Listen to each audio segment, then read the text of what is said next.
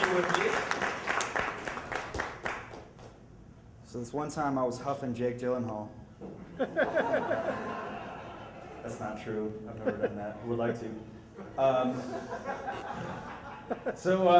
I've been a performing musician for about 10 years. Before that, I was a drummer. Long time ago, I got invited out to volunteer at the Orange County Jazz Festival by some family that lived out there, and they said it was a good time and you know, great music, great musicians. No one like really big in the jazz world. It was like Dixieland and the stride piano. It was cool, but not like famous people cool.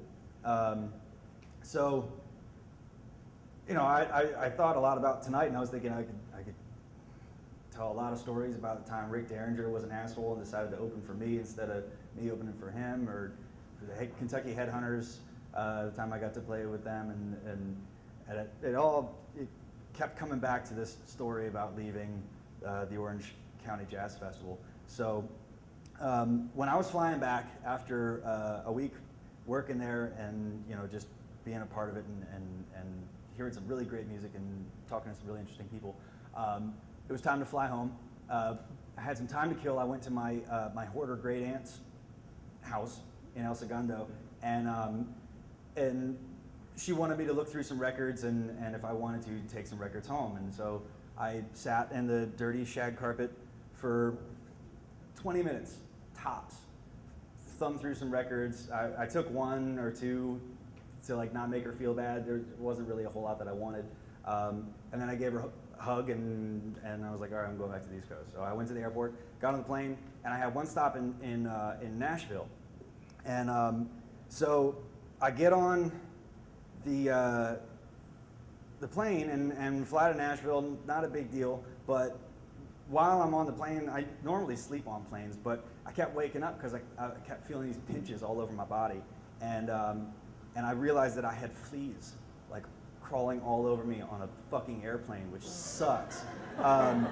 Like fleas suck in general, but stuck on an airplane, it sucks a little bit worse. So we stopped in Nashville, and this guy gets on the plane. I didn't get off, it was just a stop. And this guy gets on, he's wearing like his tight-fitting t-shirt and his vest and like fucking leather on his wrists. He's really cool. And he's got his cowboy hat on, he's got a guitar case. And I was like, that guy looks pretty cool. And long hair, you know, rings and shit. And so he starts walking back, and he like stops a couple times on the way back to the back of the plane to talk to people. I'm like, what are the odds? This guy knows a bunch of people on this flight. That's pretty rad. It's a small world. And so he comes and he puts his guitar up in the overhead compartment. And Southwest Airlines is pretty cool about that, traveling with guitars, if you're traveling with one. Also, my parents work for him. So he sits down next to me, and I was like, what's up, man? You a musician? He was like, yeah. And I was like, cool, me too. What kind of music do you play? And he was like, country. I play country. I was like, far out. I mean, you know, no one's perfect. But, and I was like, I play blues. I just come from this jazz festival. I think I got a card and a CD, and I start like giving him some stuff.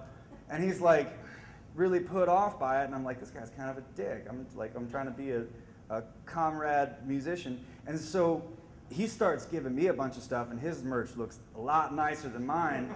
And so like it suddenly hits me that I'm like, oh, this guy's famous, and I'm just like totally snubbing him. And so we land in Baltimore, and I'm like, hey man, have a good one. He was like, yeah, you too. Walks off, and at this point you're probably all wondering who this guy was. I still have no fucking clue. I left all that shit on the airplane, and I don't remember who it was.